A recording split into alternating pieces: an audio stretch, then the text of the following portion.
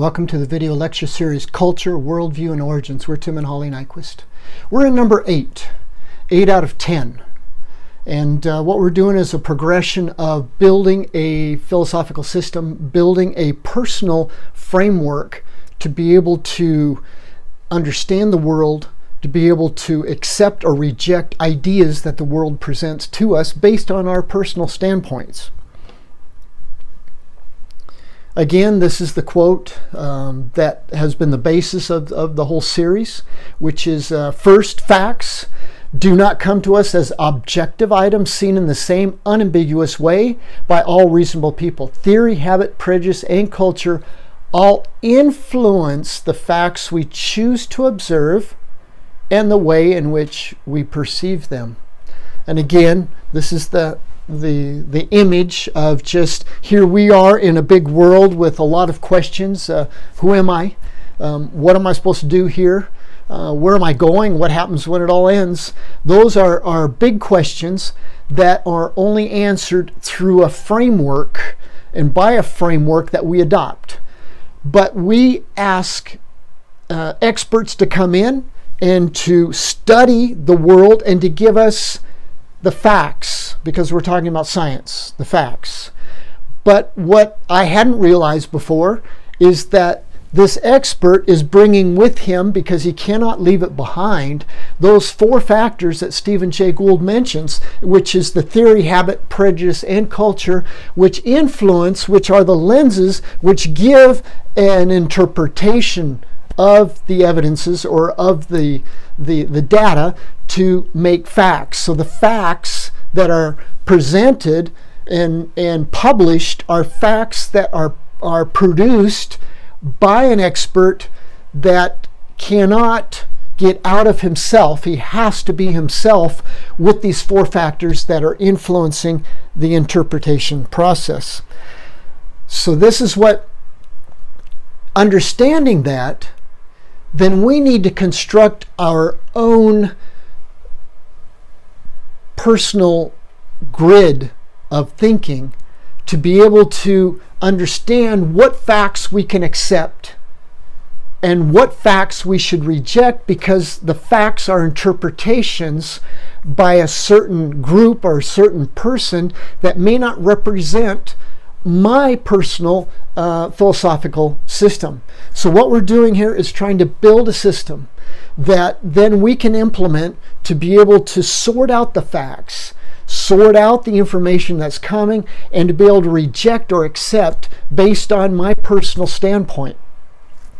We started with welt-bild, the culture, which has tendencies of our thinking process. And based on our cultural thinking process, then we choose a source of knowledge. What is our source of knowledge? Our primary source of knowledge.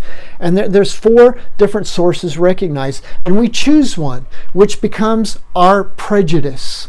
And so that choice is not built upon any logic, because our logic has not been built yet. It is a step of faith that we choose one or the other. And choosing one rejects the other 3 as being insufficient. So then choosing a source, then we go to our metaphysics, which is then to put together our thoughts, our belief system, our basic beliefs, which is metaphysics on theology. Metaphysics has to do with ontology, what is real, and then the universal science about origins. And now we go up to epistemology, the methods that are employed. We've gone over the first method of rationalism, which is acceptable, but when it is subject to the spirit of truth and revelation. The second method, which was empiricism, which is the 5 senses, understanding that the 5 human senses are not the most highly developed. There is the animal kingdom that has better senses of vision, has better senses of smell, better senses of. So to gauge or use man's 5 senses as a base for knowledge of what is real and what is not is okay, but susceptible and should be only applied through the Spirit of truth and through revelation. Now we're on to the third method, the third epistemological method of getting to truth. And what is that method? That method, number 3, is skepticism. Skepticism is that as believers, I am a believer, I just don't believe everything. I put it to the test, like the early Berean church did. They tested what was preached. They compared it to Scripture. So we are to be skeptical in a way, in not just be gullible and accepting everything that comes our way, but we need a grid to pass it through so that we can accept it or reject it. So being skeptical, yes, we are called to be discerners. We are called to implement our reason, but skepticism, but as led by, again, the Spirit of truth through revelation. And that is reflected in Mark chapter 9, verse 24. One context says, immediately the father of the child cried out with tears, I believe, help my unbelief. So it's like, okay, we are asked by God to walk by faith. And a lot of times our faith falters. And so then we, instead of faltering, we just do the set mode of going to reason, saying, be done with faith, let's just go with reason. But as we've seen from reason, there was a lot of faith involved in reason. There was a lot of revelation involved in the reasoning process of establishing even the scientific method. So help my belief. So I have struggles too. So instead of rejecting God, we ask for help. God, help my unbelief. Going back to the discovery method and talking about skepticism, just felt that this would be an important one to include.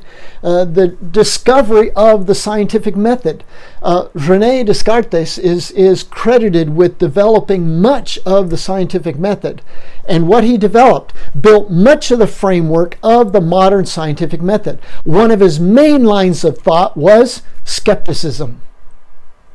That everything should be doubted until it could be proved. Okay, that sounds like a real good safeguard against religious beliefs. A real good safeguard against letting something in that was not brought in through reason or through empiricism. Until you read the next part. Where did Rene Descartes get this idea? Where did he get the idea of the scientific method? Where did he get the idea of skepticism? He had a 3-part dream, and that's documented. From dreams he had on November 10th in 1619. So in other words, Rene Descartes, the father of rationalism, the father of skepticism, the father of the scientific method, and how did he beget those children was through a dream. And now he's calling us to doubt everything that comes from dubious sources, especially from revelation. And yet, his source was through a dream. So in other words, it's kind of like, okay, when we really understand what's going on, it's kind of like, I can't use my system, but they can use theirs. I can't use revelation, but they use dreams. It's kind of like, well, what's going on here? What's happening? And this is what's happening right now in the marketplace, is that empiricism, rationalism, and skepticism, the scientific method, has outlawed religion, has outlawed revelation, has outlawed so many things because it's not reasonable. But yet reason and skepticism, which was promoted beginning with Rene Descartes, was revealed to him in a dream. John 10:37. If I don't do the works of my Father, then don't believe me. But if I do them, though you don't believe me, believe the works, that you may know and believe that the Father is in me and I in the Father. Jesus is dealing with skepticism. If you don't believe what I say, Okay, but believe what I do. Believe the miracles. Now, there's many of us today would say, I don't believe in miracles. Now, why would that be, I don't believe in miracles? Well, it's because of my metaphysics. Miracles aren't possible in reality. Okay, but if we go back to the life of Christ and we really do a historical study of it without outlawing miracles, we can see that there are miracles claimed to have happened. And that there was even groups then that admitted there were miracles, but we got to get rid of this guy. There was others that say, I don't know who this guy is, Jesus. But the works that he is doing, no man can do unless God be with him. He really did a change of cultural thinking at that point. People were admitting there were miracles. And so Jesus is saying, if you don't believe me and what I'm saying, at least believe the works that I do. Look at them. So he's appealing somewhat to empiricism, to observation, to seeing, and then reasoning through that. But he's saying, believe in the works and the Father in me. We're following this house with welt-bild, which is the culture, over to epistemology, which is our source. Have you chosen your welt-bild? Have you defined it? Do you know what it is? Go back to the chapter of study on culture and look at the 21 differences, and to see how there are 21 differences between the cultures, the Western, non-Western, and to see what it means by cultural tendencies. The cultural tendencies then help decide your source of reliable knowledge. What is your source? Have you chosen it? Do you know what it is? There's only 4 choices, so it's not that hard. Choose your source. Out of your source, then you get your basic beliefs, which means metaphysics. Out of your metaphysics, there's 3 branches. There's theology. What do you believe about God? What do you believe about reality? What do you believe about the universal sciences? What are the first causes? Are you putting your house together? Are you putting your thoughts together? Now we're up to methods. Okay, methods. Now we went through rationalism, we went through empiricism, and now we're finishing on skepticism. They are all isms that I say need to be guided by the Spirit of truth and by revelation. There's a lot of people would say, no, you cannot do that. You cannot couple revelation and the Spirit of truth with reason, with human reason. You cannot do that. That's why it's a separate source.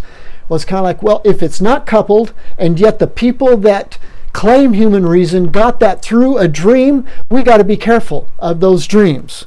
Why? Well, epistemology determines our source of reliable knowledge. What is our source?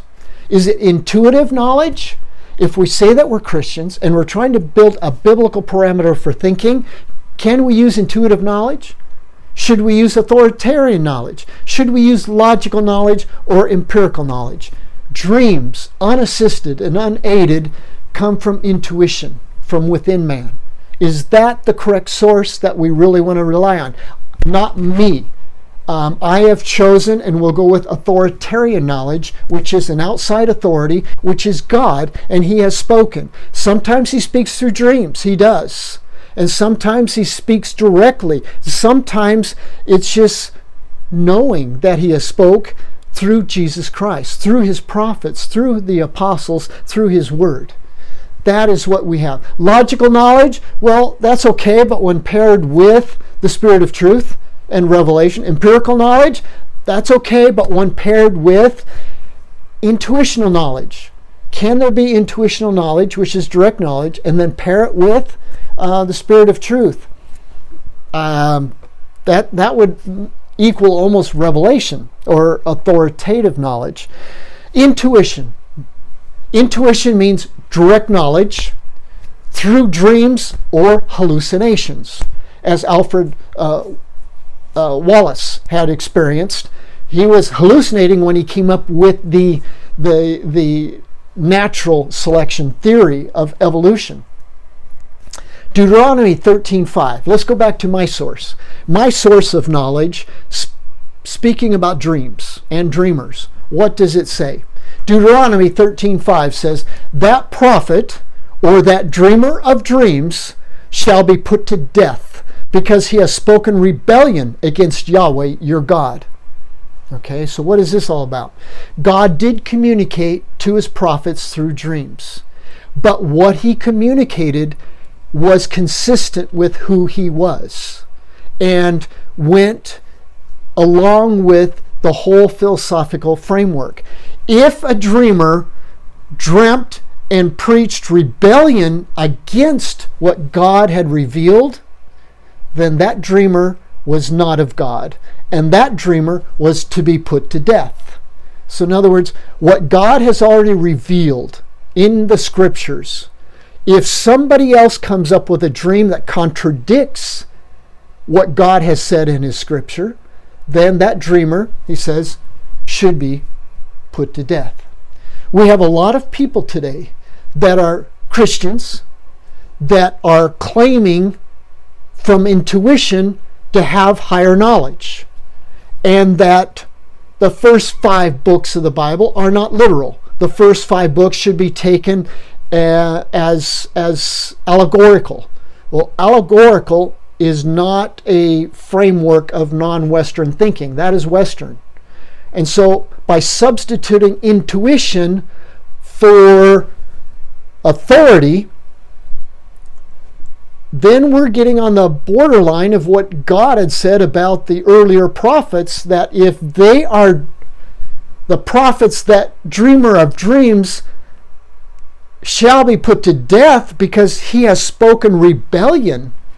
If he speaks rebellion about what God has clearly revealed, then that prophet, God says, should be put to death. Be careful with the prophets that are out there today. There are prophets that are preaching rebellion. They are preaching that God's word is not true, that this is the way it is, that there does not exist a heaven, there does not exist a hell, there does not exist rewards, there does not exist punishment, there does not. Now, when you get on that line, you're saying, how do they know that? Was that through a dream? Because that is not what the original Hebrew context or the Hebrew culture believed.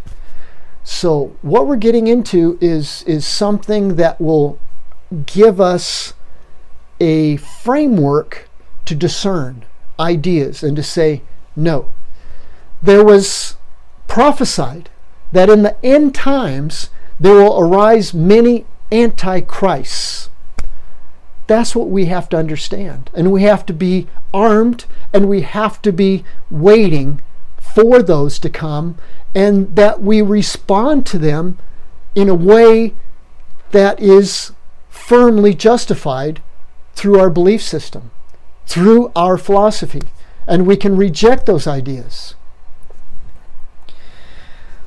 This is number 8.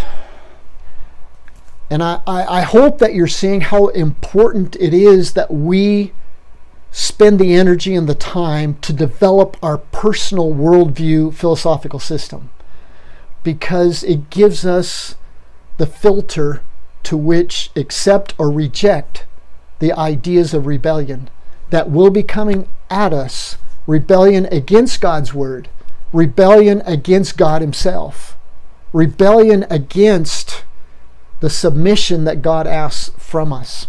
This is number 8. We have 2 more. Number 9 and 10, and then we're finished with the process. I hope that you're keeping up and that there's understanding. I hope that you're seeing and that you're hearing. And may God give you understanding. Thanks for joining me.